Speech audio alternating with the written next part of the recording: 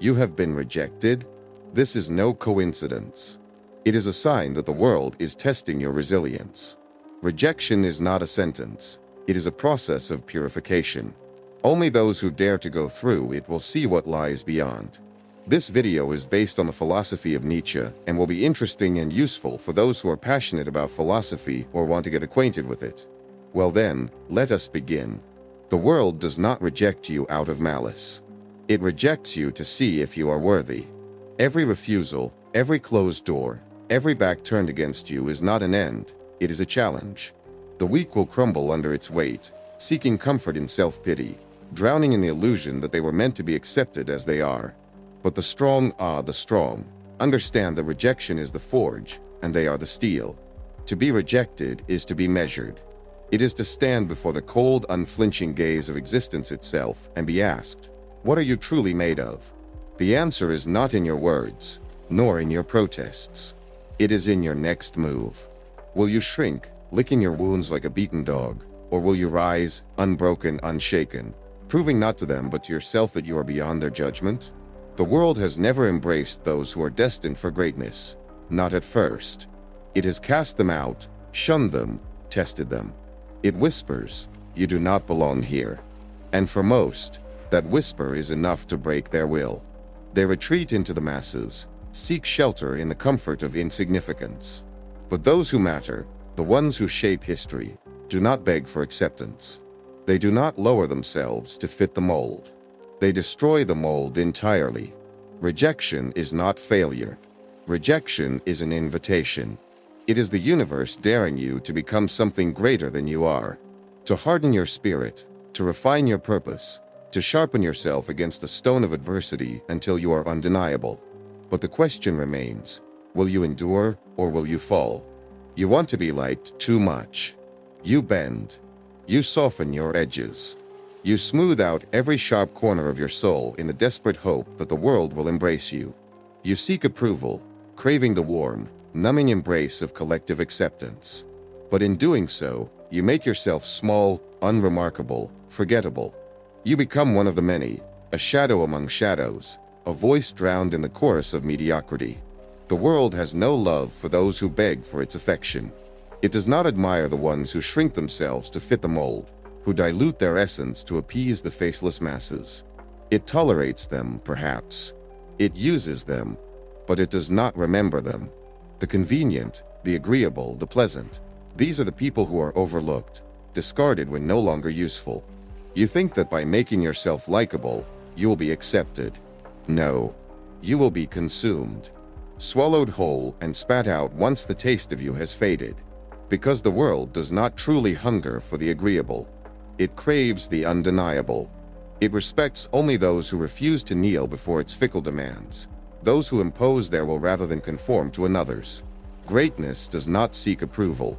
It does not wait for permission. It carves its name into existence with fire and defiance, unafraid of rejection, unwilling to compromise. Do you think the ones who shaped the world cared about being liked? Do you think they silenced themselves, softened their words, played it safe?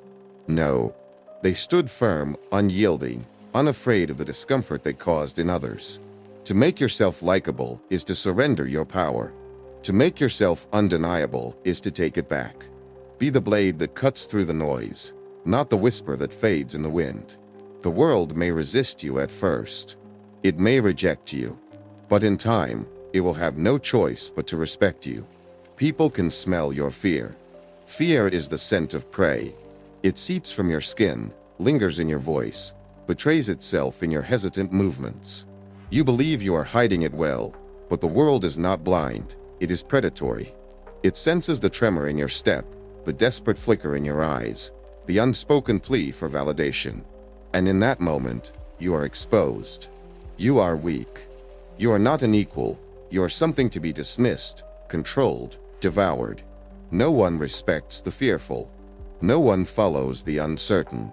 The moment you allow the fear of rejection to dictate your existence, you hand over the reins of your life to others.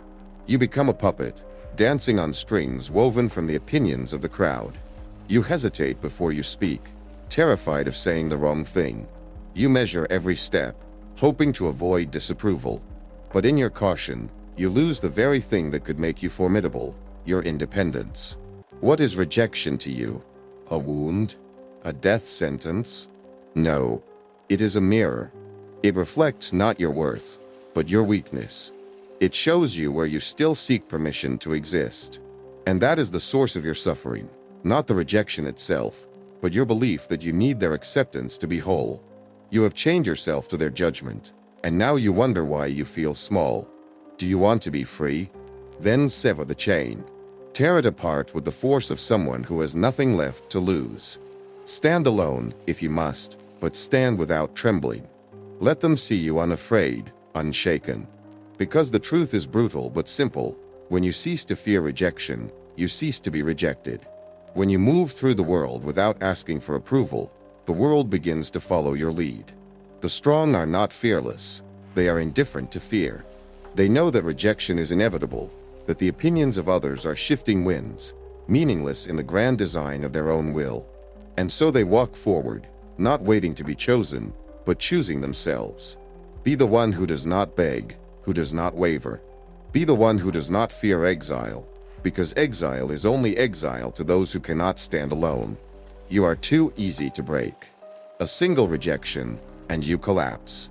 A harsh word, and you retreat. The world slams a door in your face, and instead of kicking it down, you turn away wounded, whispering to yourself that it was not meant to be. And in that moment, you reveal the truth, not about the world, but about yourself. You show that you are fragile, that your spirit is paper-thin, that you are waiting for life to grant you permission instead of seizing it with your own hands. The world does not respect the breakable. It does not pity the weak. It does not cradle you in its arms and whisper apologies for your suffering. It watches. It tests. It throws obstacles in your path not to see you suffer, but to see if you will rise. And when you fall too easily, when you drown in self-pity instead of standing up, you prove to the world that you are never meant to have what you desired. Rejection is not the enemy. Pain is not the enemy. The enemy is your belief that suffering is an injustice, that hardship is unfair. What? Did you think the path to greatness would be smooth? That the world would roll out a carpet for you simply because you wished it so? No. Life will hammer you. It will beat you into the ground again and again, not because it seeks to destroy you, but because it wants to know if you are worthy. And if you are, you will answer not with tears, but with action. You will not mourn your failures. You will turn them into fuel. Every rejection will sharpen you. Every defeat will carve away your weakness until only the unbreakable remains. The world does not bow to the ones who cry for mercy. It bows to those who refuse to be destroyed. So strike back, not with anger, not with complaints, but with success. Make your suffering meaningless by turning it into power. Let them see you rise where they expected you to fall. Let them watch as you build your empire upon the very stones they threw to bury you. And when the world looks upon you with new eyes, when it finally offers you the acceptance you once begged for, you will understand the final cruel truth. The moment you no longer need their approval is the moment they will give it to you. You don't know how to leave first. You linger where you are not wanted. You wait for rejection to find you, for someone else to cast you out, as if your worth is something to be decided by another's whim. You stand in a room that no longer welcomes you, hoping that if you endure long enough, if you prove yourself, if you make yourself small and agreeable, they will let you stay. But they won't. And even if they do, it will not be out of respect, it will be out of indifference. Do you not see? The one who leaves first holds the power. The one who walks away before the door is slammed in his face is the one who commands his own fate. The weak wait to be discarded. The strong discard the places, the people, the illusions that no longer serve them. The moment you sense that you do not belong, that your presence is merely tolerated, that the energy around you no longer feeds your fire, you must go. Not in anger, not in bitterness, but with the quiet, ruthless certainty of one who knows his own value. To walk away first is not to retreat, it is to refuse to kneel. It is to refuse to be at the mercy of another's decision. It is to declare, you do not decide when I leave. I do. Those who wait to be rejected are like beggars at a feast, picking at scraps, desperate for another's approval to justify their existence. But those who walk away first, they are kings. They do not beg, They do not plead. They do not wait for someone to recognize their worth. They recognize it themselves, and they move forward, unburdened by the need for validation. When you stay where you are not wanted, you betray yourself. You allow the world to dictate your place instead of forging it with your own hands. You let others decide when you are no longer useful, when you are no longer welcome, when you are no longer enough. And that is the greatest weakness of all, to need to be pushed before you move. Do not be the one left standing in the wreckage of a burned-out connection, a dead-end pursuit, a life that no longer fits. Be the one who sees the signs and walks away before they are forced to. Be the one who leaves first, not out of fear, but out of strength. Because the one who leaves first is the one who controls the story. You don't know how to laugh at yourself. The world holds power over you only because you take yourself too seriously. You grip your ego with trembling hands, terrified that someone will crack it, that a single insult, a single rejection will shatter the image you have built of yourself. And so, you become fragile. You become a porcelain figure, stiff, breakable, constantly on guard. You fear laughter, not because it is loud, but because it threatens to expose you. But what happens when you take that weapon from their hands? When you turn rejection into a joke before they can use it to wound you? The moment you learn to laugh at yourself, you become untouchable. They expect you to flinch, to defend, to lash out. Instead, you smirk. You turn their mockery into your own amusement. And in that instant, they lose their grip on you. You are no longer the victim of their judgment. You are the master of it. Do you think the great ones were never laughed at? That they never stumbled, never failed, never faced rejection so brutal it could have broken them? No, they were mocked. They were ridiculed. They were told they were fools. But instead of cowering, instead of drowning in self-pity, they leaned into it. They embraced their own absurdity, their own flaws, and in doing so, they stripped the world of its power to wound them. Laughter is a weapon sharper than any defense. When you laugh at yourself, you tell the world, "You cannot touch me. Your rejection is meaningless because I have already accepted it. Your insult is powerless because I have already made it my own." You disarm not only your enemies, but also yourself. You remove the weight of expectation, the suffocating pressure to be perfect, to be beyond failure. And in that freedom, you become dangerous. The fool who knows he is a fool is wiser than the man who pretends to be wise. The one who laughs at his misfortune controls the story. The one who mocks his own failures robs them of their sting. And the one who refuses to be humiliated becomes impossible to break. So laugh, not to hide, not to deflect, but to conquer. Let the world throw its stones. Let them call you ridiculous, unworthy, a mistake. And when they do, smile. Because the moment you stop fearing their words is the moment you rise above them. You are boring, brutal, but true. The world does not ignore you because it is blind or unjust. It ignores you because you have given it no reason to pay attention. You are too quiet, too careful, too eager to blend in. You move like a shadow, terrified of standing out, terrified of being too much. And in doing so, you become nothing. A face in the crowd. A whisper lost in the noise. The world belongs to those who demand to be seen. Not to those who ask for permission. Not to those who wait for recognition, but to those who make themselves unforgettable. If your presence does not create an impact, then what is it worth? If your words do not cut through the silence, then why should anyone listen? There is no reward for the invisible. There is no glory in being easily replaced. Your uniqueness is a weapon, but you hold it like a fragile thing, as if it might offend someone. You suppress your true nature, sanding down your edges, fearing that if you stand out too much, you will be judged, mocked, rejected. But what you fail to see is that rejection is inevitable. Whether you are loud or quiet, bold or timid, the world will find a reason to dismiss you. So why play small?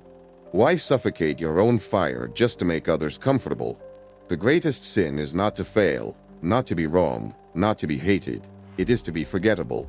To live and die as just another grain of sand in the vast desert of mediocrity.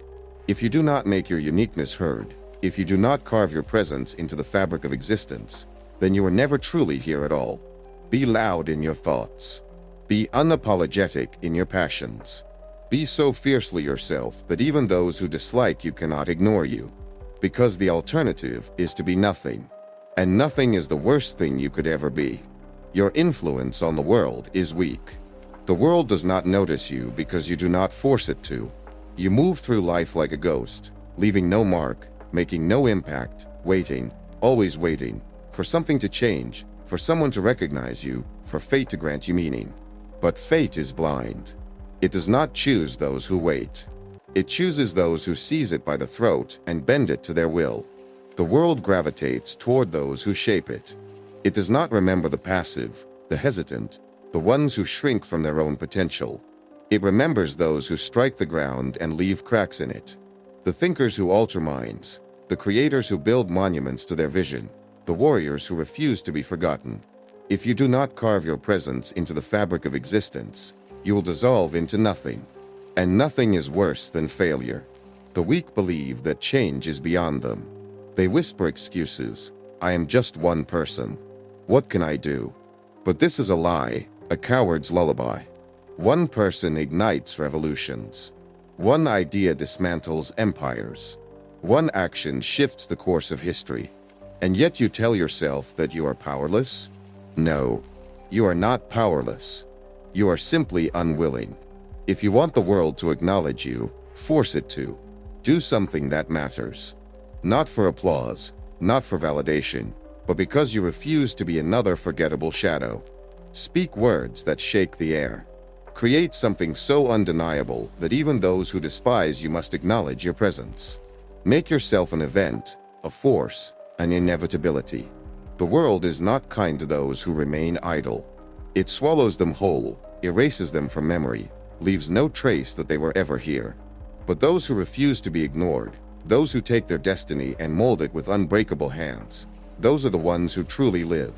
Be one of them, or accept your place among the forgotten. You don't know how to be a mystery. The world cannot resist a puzzle. It cannot help but seek out the unknown, the enigmatic, the elusive. Yet you, in your desperation to be understood, have laid your soul bare. You have stripped away all that is complex, all that is hidden, and in doing so, you have made yourself mundane. You are no longer a mystery to those who meet you. You are simply another story, already told, already known. And in that simplicity, you lose your power. The rejected are those who have given everything away. They are open books, their pages read and turned with a lack of reverence, consumed by those who never needed to understand. But the powerful, the ones who command attention, keep part of themselves locked away. They are half shadow, half light. They leave questions unanswered, fragments of their being scattered like breadcrumbs for others to follow, wondering, always wondering. Why do you reveal everything about yourself? Why do you feel the need to be understood, to be known, to have every corner of your being illuminated by the eyes of the world? In doing so, you strip away your essence, your depth, and you become nothing more than an open wound, easy to examine but impossible to respect. To be seen completely is to become ordinary. To be understood fully is to be reduced to a single dimension. But those who hold their secrets close, who choose to remain shrouded in mystery, are irresistible. There is power in that ambiguity. It draws others in, not because they need to solve you, but because they long to. They cannot look away, they cannot stop searching, because you are a riddle they cannot decipher. You become more than a person, you become a world unto yourself, a realm that they wish to explore, even if they never fully understand it. You see, mystery is not a trick, it is a strength. It forces the world to wonder, to crave, to desire what lies beneath the surface. And that is the key to influence, to hold part of yourself back, to allow others to question, to yearn to imagine. The rejected, the easily understood, are predictable, and predictability breeds boredom. But mystery is the allure of the unknown, and the unknown is impossible to resist. Become that enigma. Let them wonder. Let them search. But never let them find everything. Because when they do, they will stop looking, and you will be forgotten. But as long as they search, you will remain unforgettable. You don't create your own tribe. You spend your life seeking approval from those who will never understand you. You look for validation in places where your essence will never fit, like a square peg in a round hole. You bend yourself, twist your nature, dilute your passions just to be accepted into circles that were never meant for you. But the truth is, they will never accept you because you are not like them. You are not meant for their world. Stop wasting your time on those who cannot see you. Their rejection is not a judgment of your worth. It is a confirmation that you belong elsewhere. You are not meant to crawl on your knees for scraps of recognition from the indifferent. What you need, what you deserve, is a tribe, a group of individuals who see you, who understand you, who value you not in spite of your differences, but because of them. When you stop trying to force yourself into places where you don't belong, something incredible happens. You stop feeling rejected. You stop feeling less than, and you stop being defined by others' inability to recognize your potential. Instead, you begin to form connections with those who resonate with you, who share your vision, who accept your darkness and your light. When you find your people, rejection becomes irrelevant. It loses its sting because you no longer need to seek approval from those who never understood you in the first place. But finding your tribe is not passive. It requires you to be brave enough to walk away from the places where you're not wanted. It requires you to stop compromising, stop adjusting, stop pretending. You must become unapologetically yourself, and in that, you will attract those who belong with you. Your tribe will find you, not because you searched for them, but because you became the person you were always meant to be. The world will never accept you if you try to be like everyone else. It will only embrace you when you create your own space. You must stop begging for scraps from those who never had a seat for you at the table, and instead, you must build your own. Your tribe will not be made of people who seek to change you, but of those who celebrate what makes you unique. And when you create your tribe, when you stand tall with those who accept you as you are, rejection from outsiders loses its power. You are no longer defined by the people who didn't understand you. You are defined by those who do. You are not worthy of respect. Respect is not something you ask for. It is not something you beg for, nor is it something that will fall at your feet simply because you demand it. Respect is earned in the silence of action, in the weight of your intellect, in the force of your achievements. It is earned through a presence so undeniable that the world cannot ignore it. But you, where is your strength? Where is the force of your mind? Your talent? Your accomplishments? You walk through the world like a beggar, asking for respect, asking for recognition, hoping that others will see your worth through the veil of your desire. But that is the very mistake you make. People do not respect the weak. They do not respect those who need validation, who are content to exist as mere shadows of what they could be. They respect power. They respect the dangerous, the ones who take life by the throat, who carve their name into history with relentless hands. You wish to be seen, to be acknowledged. But how can anyone see you when you are a flicker in the dark? How can anyone acknowledge your worth when you have nothing to show for it? The world respects only those who become a force, who challenge the status quo, who create something that cannot be ignored. It respects those who are dangerous, not in their words, but in their actions, their intellect, their very being. If you want to command respect, become dangerous. Become a mind that cannot be matched. Become a talent that outshines all others. Become a force so potent that when you step into a room, the air shifts. People will not respect you simply because you ask for it. They will respect you because they must. They will respect you because they have no choice but to recognize the power you wield. This is the truth. Respect is not given to those who beg, to those who are content with mediocrity, to those who ask for permission. It is given to those who take, to those who rise above, who break through, who prove themselves, not in words, but in deeds. If you want respect, stop asking for it. Stop hoping for it. Become the kind of person who does not need to ask for respect because the world gives it to you on its own. You do not deserve respect simply because you exist. You must prove yourself worthy of it, through your brilliance, your actions, your power. Stop being harmless. Stop being small. Become dangerous. Become impossible to ignore. And when you do, respect will follow you like a shadow. It will come not because you asked for it, but because you earned it. You act like a victim. The world does not owe you compassion. It does not owe you sympathy. And yet, you sit and beg for it, cloaked in the comfortable illusion of victimhood. You wear your pain like a crown, parading it before the world as if it grants you entitlement, as if it makes you special. But what you fail to realize is that victimhood is a prison. It binds you in chains of your own making, shackles you to your pain, and forces you to live in a state of weakness. And in doing so, you have become invisible to the world. You do not evoke respect.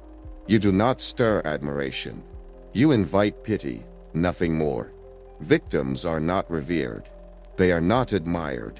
They are either pitied or rejected. The world looks at them with empty eyes, offering either superficial comfort or turning away in discomfort, unable to bear the weight of your despair. You may think that your suffering gives you a certain status, that it makes you unique, but all it does is mark you as someone who is incapable of transcending their own wounds. This is the truth you must face. You cannot live your life asking for pity, for sympathy, for someone to come and save you. You will not find fulfillment in the hands of others. You will not find admiration in the eyes of those who see only your scars. You must choose a different path. You must stop being a victim and start being a conqueror. You must stop letting the world define you by your suffering and instead define yourself by your strength. What you need is not pity, it is admiration. You need to inspire awe. You need to become the kind of person who stands tall in the face of adversity, who rises above their own pain, who transforms their wounds into weapons.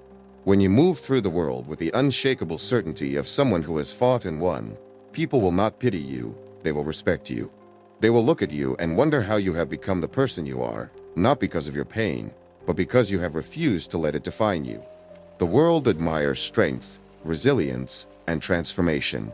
It is moved by those who rise from the ashes of their own suffering and stand unbroken, not by those who wallow in their wounds. Your suffering does not give you power. It is your ability to transcend that suffering, to use it as fuel to build something greater, that will earn you admiration. The world does not need your sorrow. It needs your greatness. Stop seeking sympathy. Stop acting as though the world owes you something because of your pain. What you need is to become someone who demands respect, someone who commands admiration, not because of what has been done to you, but because of what you have done with it. You have the power to rise, to transform, to become something that the world cannot ignore. Become that person. The world will no longer look at you with pity. It will look at you with awe. You are not growing. The world has no tolerance for stagnation. Time does not pause for you to catch your breath, and the universe does not wait for you to find your purpose. It is a relentless force, a tide that moves forward, carrying only the adaptable, the ambitious, the ever-evolving. If you remain stationary, if you allow yourself to simply exist, to occupy space without the force of growth propelling you, you will be left behind.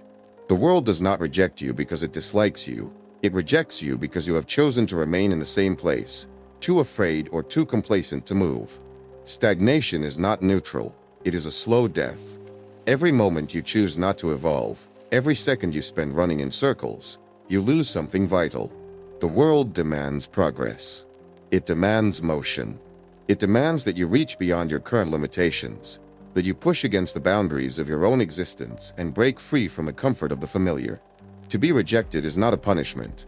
It is a sign that you have ceased to grow, that you have stopped challenging yourself, and that the world has no use for you anymore. You cannot afford to remain the same. You cannot afford to let the world pass you by while you remain trapped in a cycle of familiarity. Growth is not a luxury. It is a necessity. It is the only thing that separates the ones who succeed from the ones who fade into obscurity. The ones who evolve, who strive to become more, are the ones who are remembered. They are the ones who rise above the noise, who cut through the indifference of the world and make themselves known. Growth is not easy. It demands sacrifice, discomfort, and often pain. But it is through this discomfort that you become something greater than you were before. To be rejected is not the end. It is merely a signal that you are not yet what you are capable of becoming. You are still growing, still evolving, still fighting against the inertia that seeks to hold you down. The world has no patience for those who refuse to grow. It will leave them behind, moving on to those who are constantly expanding their horizons, who are constantly becoming more. If you want to be respected, if you want to be admired, if you want to avoid the cruelty of rejection, you must grow. You must evolve. You must push beyond the limitations you have placed on yourself and reach for something greater. The world will reject you only if you allow it to. It will dismiss you only if you stand still, if you allow yourself to be confined by the comfort of what is known. But if you choose to grow, if you choose to evolve, you will not be ignored. You will become a force, impossible to dismiss, impossible to forget. Grow or be forgotten. There is no middle ground. The choice is yours. You don't know how to lose gracefully. Failure. It is the most misunderstood concept in this world. It is not the end, as so many believe. It is not a sign of weakness, nor a reason to cower in shame. No, failure is a beginning, an entryway into a new level of existence. Those who fall, those who stumble, those who lose, they are the ones who are closest to greatness. But only if they know how to rise. What do you do when you lose? Do you wallow in defeat, hiding from the world and licking your wounds? Do you allow your pride to be shattered by the weight of the moment? Or do you stand tall, with the grace of a warrior who knows that every defeat is a lesson, every fall a stepping stone to something greater? To lose gracefully is to transcend the humiliation of failure. It is to look the world in the eye, even when you are broken, and smile. It is to understand that losing is not a stain on your character, but a marker on your journey. With every loss, you are reborn. With every defeat, you have the opportunity to evolve, to grow stronger, to sharpen the very edges of your soul. The truly great do not fear failure. They do not shun it. They embrace it, not as a setback, but as a challenge to be conquered. For in losing, they find the seeds of their next victory. And when they rise, it is with a power so undeniable that the world cannot help but be in awe of their resilience. Failure, when met with dignity and strength, does not diminish you, it elevates you. It shows the world that you are not fragile, not some delicate creature who crumbles at the first sign of adversity. No, you are a force that can endure, that can bend without breaking, that can take the hits and still smile. That smile, that defiant grin, becomes your signature. It is the mark of someone who has seen the depths of despair and chosen not to be consumed by it. You will lose. We all do. But how you lose determines the kind of person you become. Do not let your defeat define you as weak or defeated. Let it define you as someone who is unbroken, someone who rises from the ashes with renewed fire. When you lose with grace, when you face your setbacks with the smile of a conqueror, you become invincible. So the next time you find yourself in the depths of failure, remember this: it is not the end. It is a new beginning. And if you can rise with a smile, the world will bow to your strength. You haven't understood the main thing yet. Rejection is not a death sentence. It is not a judgment passed upon you by some cruel, indifferent world. No, rejection is a refining fire. It is a test, a filtering process, designed to remove the weak and the unworthy, and to preserve those who have the strength to rise above it. To be rejected is not to be cast aside, it is to be purified. It is a reminder that not everyone is worthy of your time, your energy, your essence. The world has a way of separating the genuine from the superficial, the strong from the weak, the worthy from the unworthy. When you are rejected, it is not because you are flawed, it is because you have been deemed too great, too powerful, too much for the small-minded to handle. The ones who reject you are often not the ones who can truly appreciate you, who can truly see your worth. And so they push you away, not out of disdain, but out of fear. They are not yet capable of embracing the force that you are. But here lies the beauty: rejection does not diminish you. It clarifies who is meant for you and who is not. It is the filter that eliminates the noise and leaves only the essential, the worthy, the ones who can truly recognize your value. Those who reject you, they were never meant to be in your life. They are distractions, obstacles on the path that you are meant to walk. Every rejection, every closed door, is a signal that you are one step closer to finding those who do deserve you. You are shedding the layers of those who would pull you down, who would never understand the depths of what you are capable of. And in their place, you will find those who will stand with you, who will see you not as something to be feared or diminished, but as something to be celebrated, something to be admired. The rejection you face is not a punishment. It is an invitation to grow, to refine, to become even more of who you are meant to be. It is the universe's way of guiding you toward those who will not reject you, but instead will rise to meet you. It is not the end, but the beginning of something far greater. The pain of rejection is temporary, but the clarity it provides is permanent. So understand this: Rejection is not a reflection of your worth. It is simply a filtering mechanism, removing the undeserving from your life and allowing you to focus on those who can truly appreciate you. And when you reach the other side of rejection, you will find yourself surrounded by those who are always meant for you, those who will stand with you in your greatness. Embrace rejection. See it not as a setback, but as a step toward your greater self. The world may push you down, but every fall is an opportunity to rise even stronger. Keep moving forward, keep evolving, and remember, those who reject you are never meant for you.